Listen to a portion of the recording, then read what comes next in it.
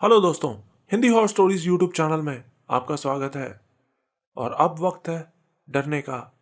और मैं प्रवीण आज फिर से आपको डराने के लिए लेकर आया हूँ व्यूवर्स की भेजी 4 सच्ची डरावनी कहानियाँ। तो खुद भी सुनिए और अपने दोस्तों के साथ भी शेयर कीजिए और डरिए प्रवीण के साथ।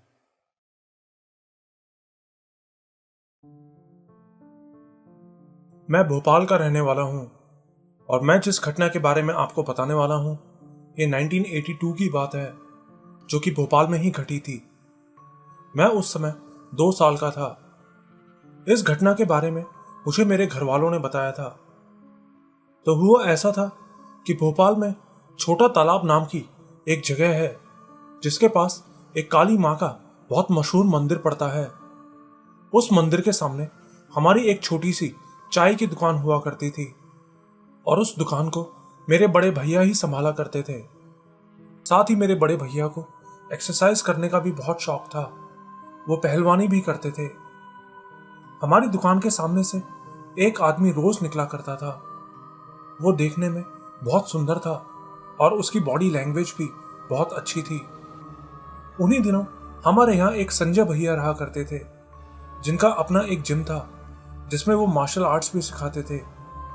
उनका मुंबई में भी आना जाना लगा रहता था। तो एक दिन संजय भैया हमारे होटल पे चाय पीने के लिए खड़े थे कि तभी वो आदमी सामने से निकल रहा था। तो संजय भैया उसको रोक के उससे बात करने लगे। उससे पूछने लगे कि तुम कहाँ जिम करते हो। वो बोला, भाई मैं कोई जिम नहीं करता। उसने अपने बारे में ज्यादा कोई बात नहीं की और वहां से चला गया। फिर धीरे धीरे उसकी संजय भैया से रोज बात होने लगी और उन दोनों की अच्छी दोस्ती हो गई। उसका नाम केशव था। उन्हीं दिनों फिल्म कुली की शूटिंग भी चल रही थी और संजय भैया के पास उस फिल्म में एक्शन सीन करने का ऑफर आया था। तो उन्होंने उस आदमी से कहा कि यार मैं तो अब मुंबई जा रहा हूं, तो चल जाने से पहले तू मेरे साथ एक फोटो खिंचवा ले। पता नहीं अब कितने दिनों बाद मुलाकात होगी। उस आदमी ने बहुत आनाकानी की, लेकिन संजय भैया फोटो खिंचवाने को बोलते रहे और आखिर ने उसने कहा कि ठीक है, मैं तुम्हारे साथ फोटो खिंचवाने चलूंगा, लेकिन उससे पहले आपको मेरे घर खाना खाने आना पड़ेगा। तो संजय भैया तैयार हो गए और फिर वो उनको अपने घर ले गया। उसके घर में उसकी वाइफ ने भी बहुत अच्छे से उनका स्वागत किया और उनको खाना खिलाया। फिर उसके बाद वो दोनों फोटो खिंचवाने चले गए। जिस जगह उनके फोटो बनने थे वो भोपाल का एक बहुत ही फेमस फोटो स्टूडियो था। फोटो खिंचवाने के बाद संजय भैया उसी दिन मुंबई के लिए निकल गए। फिर 3-4 महीने बाद जब वो वापस आए तो मेरे भैया के पास मिलने गए। वो भैया से बोले कि यार तुझे केशव दिखाई दिया क्या। भैया बोले, नहीं, मुझे तो वो 3 महीने से दिखाई नहीं दिया। तो संजय भैया उसी फोटोग्राफर के पास गए और उससे वो फोटो मांगने लगे जो उन्होंने बनने के लिए दी थी। लेकिन फोटो वाले ने उनको फोटो देने से साफ मना कर दिया। बोले, पहले उस आदमी को मेरे पास लेकर आओ, तभी मैं वो फोटो दूंगा। संजय भैया ने कहा कि वो आदमी तो अब मिल ही नहीं रहा है, लेकिन वो फोटो वाला नहीं माना। फिर बहुत देर बहस करने के बाद उस फोटो वाले ने बताया कि आपका जो दोस्त है वो एक इच्छाधारी नाग है। उसने उन्हें वो फोटो दिखाया तो उन्होंने देखा कि फोटो में उनके साथ एक नाग खड़ा था अपनी दुम के बल पर। यह देख के संजय भैया बहुत डर गए और किसी तरह उसके घर पहुंचे। वहां पहुंच के उन्होंने आसपास के लोगों से पूछताछ की कि केशव कहाँ है। तो लोगों ने बताया कि वो तो 3 महीने पहले ही अपना घर छोड़ के चला गया। इस घटना के बारे में भोपाल के पुराने सब लोग आज भी जानते होंगे। सरकार के दबाव में इस खबर को लोगों तक नहीं आने दिया गया। इस घटना से यह सिद्ध होता है कि इस दुनिया में इच्छाधारी नाग नागिन आज भी हमारे बीच रहते हैं, लेकिन हमें उनके होने का पता नहीं चल पाता।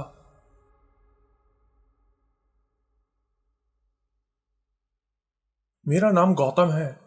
मैं बिहार के खुरमाबाद गांव का रहने वाला हूं। मैं आपको अपने पापा के साथ घटी एक सच्ची घटना के बारे में बताना चाहता हूं, जो उनके साथ तब हुआ था जब वो 20 साल के थे। उन दिनों मेरे दादा फर्नीचर का काम किया करते थे। उनकी दुकान हमारे घर से दूर, हाईवे से करीब 1 किलोमीटर दूर थी।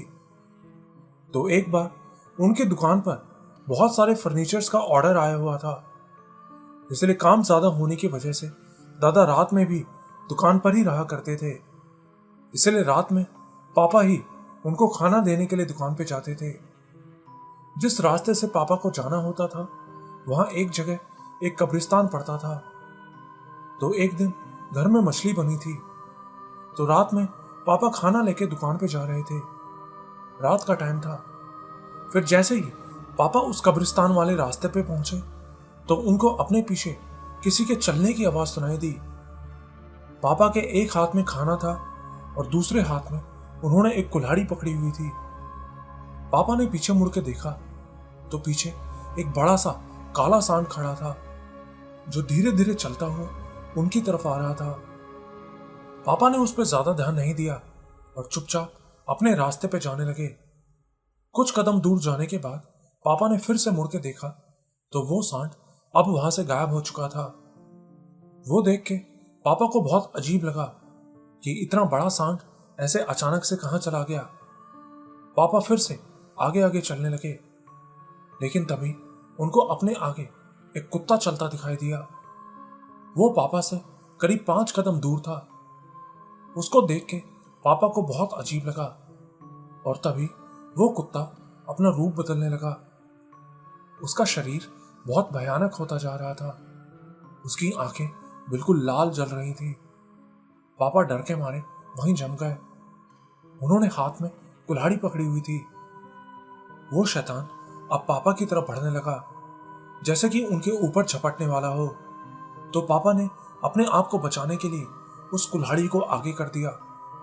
तो वो शैतान उसी वक्त वहां से भाग के साइड में एक तालाब में जाके कूद गया। तभी उस तालाब में से उस शैतान की आवाज आई। वो बोला कि आज तो तू लोहबंद की वजह से बच गया, नहीं तो तेरी मछली के साथ साथ तुझे भी खा जाता। हमारे यहाँ लोहबंद ऐसी लोहे की चीज को बोलते हैं जिसके ऊपर कुछ धागे बंधे होते हैं। पापा उसी वक्त वहां से भागते हुए अपनी दुकान पे पहुंचे तो उनको देख के दादा पूछने लगे कि क्या हुआ, ऐसे भागता हुआ क्यों आ रहा है और तुझे इतनी देर कैसे हो गई। पापा बोले कि आज मुझे खाना लाने में देर हो गई थी और उन्होंने पूरी बात उनको बताई। पापा की बात सुन के दादा ने बहुत गुस्सा किया कि तू इतनी देर से घर से क्यों निकला, तुझे कुछ हो जाता तो कल से खाना देने तू नहीं आएगा। उस दिन के बाद से पापा ने उस रास्ते से आना जाना ही बंद कर दिया। ना ही उस शैतान से उनका सामना फिर कभी हुआ।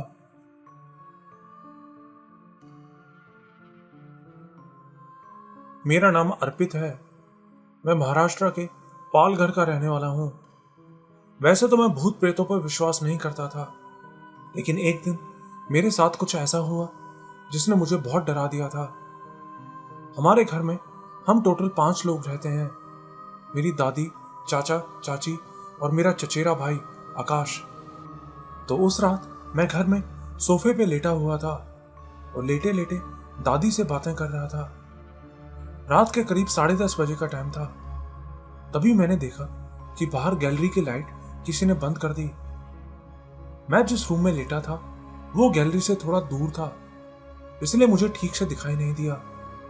मुझे लगा शायद आकाश ने लाइट बंद की होगी, तो मैंने वहीं से उसको आवाज दी तो उसने भी पलट के हाँ में मुझे जवाब दिया।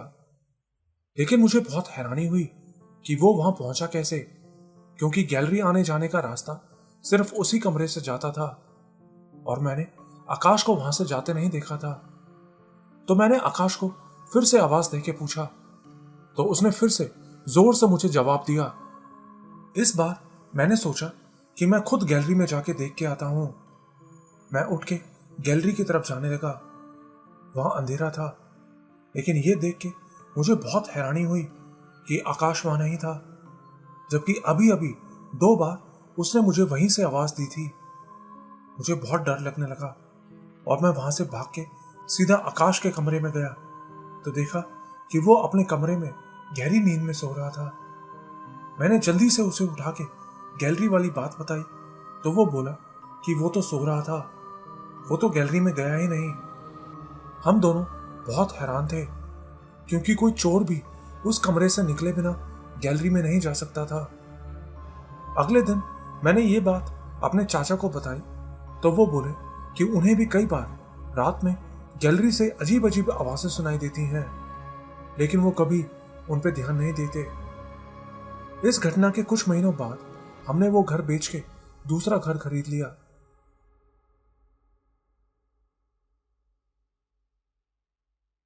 मेरा नाम गोलू है और मैं दिल्ली के तिलक नगर का रहने वाला हूं।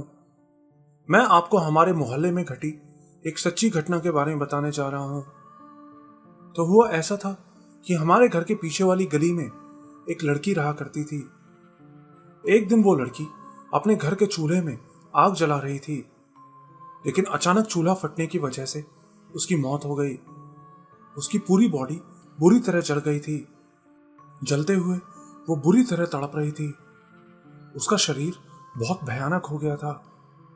मौत के बाद उस लड़की की आत्मा उसी गली में भटकने लगी और लोगों को परेशान करने लगी। एक बार उसकी आत्मा हमारे घर के सामने रहने वाली एक पूजा नाम की लड़की के अंदर घुस गई और उसने पूजा को भी जला के मार दिया। उसने चूल्हे का पाइप निकाल के एक माचिस लेके आग लगा दी और वो लड़की पूजा भी तड़प तड़प के मर गई। इस हादसे के बाद भी उसकी आत्मा किसी के भी अंदर घुस जाती और उनको परेशान करती। ऐसे ही एक दिन उसकी आत्मा हमारे यहाँ रहने वाली एक बिमला आंटी के अंदर घुस गई। उनके शरीर में आके वो बोली कि मैं इस कॉलोनी के सब लोगों को मार डालूंगी। जैसे मैं तड़प तड़प के मरी हूं वैसे ही सब लोग मारे जाएंगे। तो कॉलोनी वालों ने मिलके वहां एक मौलवी बाबा को बुलाया और उस मौलवी ने उस लड़की की आत्मा को पकड़ के अपने पास कैद कर लिया और उसको अपने साथ ले गया। उसके बाद वो बिमला आंटी बिल्कुल ठीक हो गई और उसकी आत्मा ने भी वहां के लोगों को परेशान करना बंद कर दिया।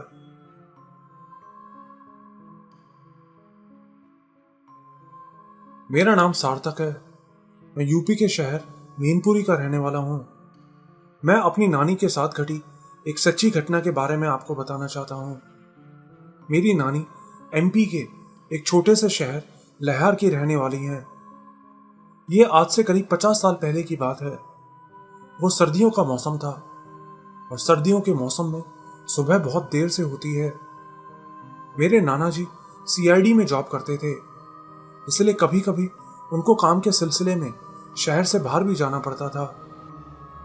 तो ऐसे ही एक दिन मेरे नाना जी ऑफिस के काम से घर से बाहर गए हुए थे। हमारे गांव में खेतों से गेहूं आए हुए थे और नानी के घर में गेहूं को पीस के ही आटा बनाया जाता था। तो एक दिन सुबह सुबह नानी गेहूं पीस रही थी, तभी किसी ने उनका दरवाजा खटखटाया। साथ ही बता दूं कि मेरी नानी भूत और भगवान दोनों को मानती हैं। वो हमेशा कहती हैं कि हमें कभी भी इन चीजों के साथ छेड़खानी नहीं करनी चाहिए। नानी ने उठ के दरवाजा खोला तो बाहर करीब 10 कदम दूर उनकी एक सहेली खड़ी थी। उन दिनों 9 दुर्गा चल रहे थे और नानी और उनकी सहेली दोनों सुबह सुबह नदी पे नहाने जाया करती थीं। तो अपनी सहेली को बाहर खड़ा देख नानी उससे बोली कि मैं अभी गेहूं पीस रही हूं, तुम आके मेरी मदद कर दो, काम जल्दी हो जाएगा और फिर हम नदी किनारे चल पड़ेंगे। तो उनकी सहेली उनके घर के अंदर आ गई और गेहूं पीसने लगी। नानी के देखते ही देखते उनकी सहेली ने 1 हफ्ते जितना गेहूं आधे घंटे में ही पीस दिया। नानी को यह बहुत अजीब लगा कि कहीं ये कुछ और तो नहीं है, लेकिन उन्हें पक्का नहीं था। पर जैसे ही उनकी सहेली गेहूं पीस के खड़ी हुई तो उनकी नजर उसके पैरों पर पड़ी। तो उन्होंने देखा कि उसके पैर उल्टे थे। वो देखते ही नानी समझ गई कि ये पक्का कोई चुड़ैल है। डर के मारे उनके हाथ पैरों ने भी काम करना बंद कर दिया। लेकिन उन्होंने सोचा कि अगर इसे पता चल गया कि मैंने इसके पैर देख लिए हैं तो ये मुझे इसी वक्त मार देगी। तो उन्होंने बहाना मारते हुए उससे कहा कि तुम बाहर चलो, मैं कपड़े लेकर आती हूँ। और फिर जैसे ही वो उनके घर से बाहर निकली तो नानी ने दरवाजा बंद कर दिया। सुबह दिन निकलने तक वो चुड़ैल उनका दरवाजा पीटती रही और फिर 5:30 बजे के आसपास उन्हें बाहर से आवाज आई, 5 दिन के बाद मैं तुझको ले जाऊंगी, तुझे जो करना है अभी कर ले। मेरी नानी उसी वक्त बेहोश हो गई। फिर जब उनकी आंख खुली तो वो अपने बेड पे थी।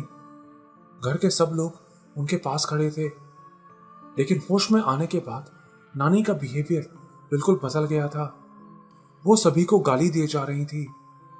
तो उनके घर वाले एक बाबा को वहां लेकर आए। उस बाबा ने नाना को बताया कि तुम्हारे घर के सामने रहने वाली एक औरत ने इसके ऊपर चुड़ैल छोड़ी है। मैं इसको ठीक तो कर दूंगा, लेकिन तुम लोग जब तक यहां रहोगे तब तक इसको एक ताबीज पहन के रखना होगा। और हाँ, ये बात याद रखना कि अगर इसने एक बार भी वो ताबीज अपने गले से उतार दिया तो इसके लिए बिल्कुल अच्छा नहीं होगा, क्योंकि ये बहुत ताकतवर चुड़ैल है। इस चुड़ैल पर काबू करने के लिए सालों ध्यान लगाना पड़ता है। फिर इसके 1 साल बाद मेरे नाना जी ने वो शहर ही हमेशा के लिए छोड़ दिया और इंदौर में शिफ्ट हो गए। लेकिन उन्हें आज तक पता नहीं चला कि उस औरत ने उनके ऊपर वो चुड़ैल क्यों छोड़ी थी।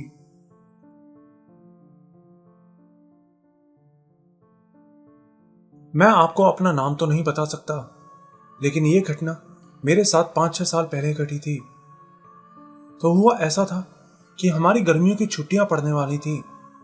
तो मैंने और मेरे एक दोस्त ने प्लान बनाया कि हम अपने स्कूल के लास्ट डे अपने स्कूल के सबसे आखिरी वाले रूम में जाएंगे। वो रूम बिल्कुल स्कूल की बाउंड्री के पास पड़ता था। बताते थे कि उस रूम में एक स्टूडेंट ने सुसाइड किया था, जिसके बाद उस रूम को हमेशा के लिए बंद कर दिया गया। सब बोलते थे कि वो रूम हॉन्टेड है, इसलिए मैंने और मेरे दोस्त ने खुद उस रूम को जाके चेक करने का प्लान बनाया। लेकिन हमें यह नहीं पता था कि वो हमारी जिंदगी की सबसे बड़ी गलती है। तो स्कूल के आखिरी दिन दोपहर के 12 बजे हमारी छुट्टी होने वाली थी। छुट्टी के बाद घर पहुंच के मैं दोपहर 3 बजे के करीब अपने घर से निकल गया और स्कूल के पास पहुंच के अपने दोस्त के आने का वेट करने लगा। कुछ देर बाद मेरा दोस्त भी वहां आ गया। वो अपने एक कजन को भी अपने साथ लाया था। फिर हम तीनों ने स्कूल की बाउंड्री पार की और उस क्लासरूम के पास पहुंच गए। रूम के पास पहुंच के हमने किसी तरह बाहर से उसकी खिड़की खोली और रूम के अंदर घुस गए। लेकिन उस रूम के अंदर जाते ही हमें बहुत गंदी बदबू आने लगी। लेकिन हम अंदर ही रुके रहे। अंदर हर जगह धूल ही धूल और गंदगी भरी थी। हमने देखा कि सामने उस क्लास का ब्लैक बोर्ड था जिस पे खून लगा हुआ था। हम पूरे क्लासरूम में घूम के उसको अच्छे से चेक करने लगे। तभी हमें वहां कुछ बुक्स और एक बड़ा सा बक्सा पड़ा मिला, लेकिन वो बक्सा खुल नहीं रहा था। तो हम एक लकड़ी लेके उसको जबरदस्ती खोलने की कोशिश करने लगे। हम उसे खोल ही रहे थे कि तभी ऊपर छत से किसी के चलने की आवाज आई। वो आवाज बहुत डरावनी थी और वो आवाज सुनते ही हम तीनों वहां से भागने लगे। लेकिन वो खिड़की जिसको खोल के हम अभी अभी अंदर आए थे, वो अब खुल ही नहीं रही थी। हम तीनों बहुत घबरा गए। तभी मेरा दोस्त जोर से चीखा। हमने उसकी तरफ देखा तो देखा कि सामने दीवार के पास एक लंबी सी परछाई खड़ी थी। वो परछाई हमें देखकर अपनी जीभ बाहर निकाल के बहुत डरावने तरह से हंस रही थी। और फिर वो काला साया बहुत जोर से चिल्लाया। मैं उसी वक्त बेहोश हो गया। फिर जब मेरी आंख खुली तो मैं स्कूल के बाहर था। मेरे पास मेरा दोस्त, उसका कजन और स्कूल का गार्ड खड़े थे। मेरे दोस्त ने बताया कि मैं और उसका कजन दोनों वहीं बेहोश हो गए थे। तो वो जोर जोर से दुर्गा माता का नाम लेने लगा, जिसके बाद वो परछाई वहां से गायब हो गई और वो खिड़की भी खुल गई। फिर वो एक एक करके हम दोनों को उस कमरे से बाहर ले गया और स्कूल के गार्ड को वहां बुला के लाया। गार्ड अंकल ने हम पे बहुत गुस्सा किया और हमें उस कमरे की पूरी कहानी बताई। गार्ड ने बताया कि कई साल पहले जब वो स्कूल नया नया बन रहा था, तब रात में उस कमरे में किसी ने स्कूल के एक टीचर का मर्डर कर दिया था, जिसके बाद उस कमरे को हमेशा के लिए बंद कर दिया गया। इसके बाद हम तीनों अपने घर आ गए और इस बात को भूल गए। अभी कुछ दिन पहले मैं अपने उसी दोस्त से मिला और बातों बातों में हमने उस दिन की बात की, तो उसने बताया कि उसका वो कज़न जो उस दिन हमारे साथ गया था, वो उस हादसे से इतना डर गया कि उसे हर रात डरावने सपने आने लगे। उस घटना से उसके दिमाग पे ऐसा असर पड़ा कि आज भी उसे साइकियाट्रिस्ट की हेल्प लेनी पड़ती है।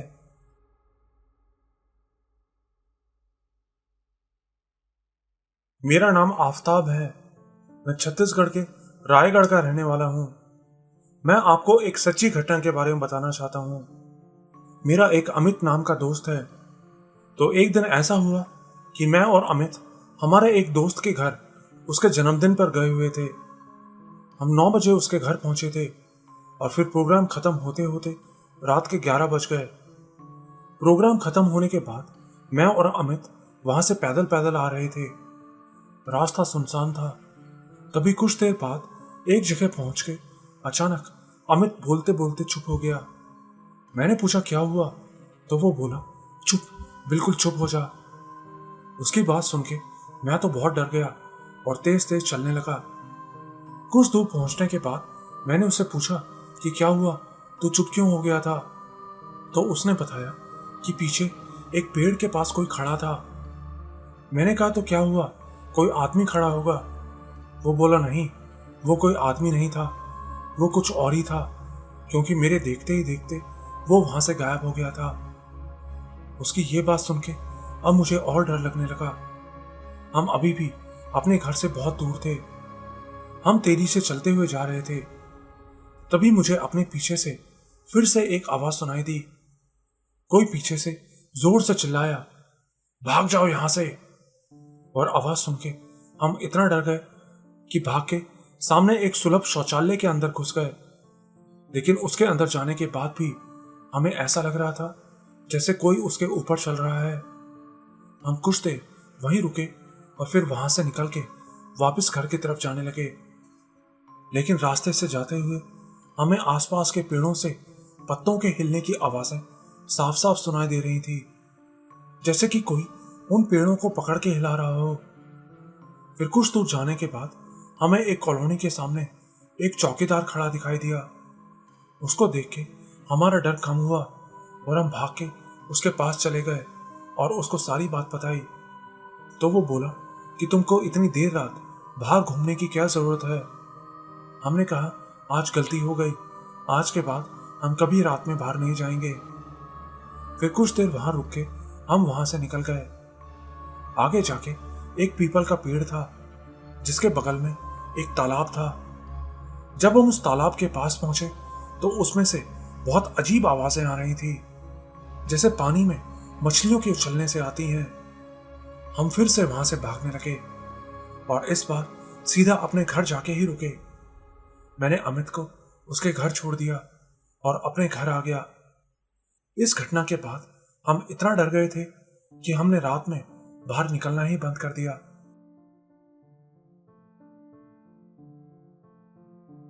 मेरा नाम शिवानी है। मैं दिल्ली की रहने वाली हूं। मैं जो बात आपको बताने जा रही हूं, यह घटना मेरे चाचा के साथ घटी थी। यह 1991 की बात है, जब मेरी बुआ की शादी हुई थी। शादी के बाद बुआ घर आई हुई थी। सब रिश्तेदार भी हमारे घर में आ रखे थे। तो रात में हम सबका मन हुआ कि बुआ की शादी की सीढ़ी देखी जाए। तो चाचा अपने 2 दोस्तों के साथ सीढ़ी वाले के यहाँ सीढ़ी लेने के लिए चले गए। उसकी शॉप हमारे घर से थोड़ी ही दूर थी। तो चाचा जब पार्क से निकल के जा रहे थे तो उनको एक छोटा सा बच्चा पार्क में रोता हुआ दिखाई दिया। चाचा ने सोचा कि इतनी रात ये किसका बच्चा यहाँ रो रहा है। चाचा उस बच्चे के पास जाने लगे, लेकिन उनके पास जाते ही वो बच्चा बड़ा होने लगा और देखते ही देखते बहुत ज्यादा बड़ा हो गया और फिर वो एक औरत के रूप में बदल गया और चाचा के चारों तरफ घूमने लगा। उनके चारों तरफ घूमती वो औरत कुछ मंत्र से पढ़े जा रही थी। चाचा उसी वक्त वहां से भागे और अपने घर के सामने जाके बेहोश हो गए। फिर अगली सुबह उन्होंने ये बात बाकी सब लोगों को बताई। उनको तेज बुखार भी हो गया था, लेकिन उसके बाद से वो औरत उनको हर वक्त घर के बाहर खड़ी दिखाई देने लगी। वो सिर्फ उन्हीं को दिखाई देती थी। तो आखिर में उनको एक जगह ले जाके उन पर झाड़ा लगवाया गया और तब जाकर उनकी तबीयत ठीक हुई। आज भी जब हम चाचा से इस बारे में पूछते हैं तो वो बहुत डर जाते हैं।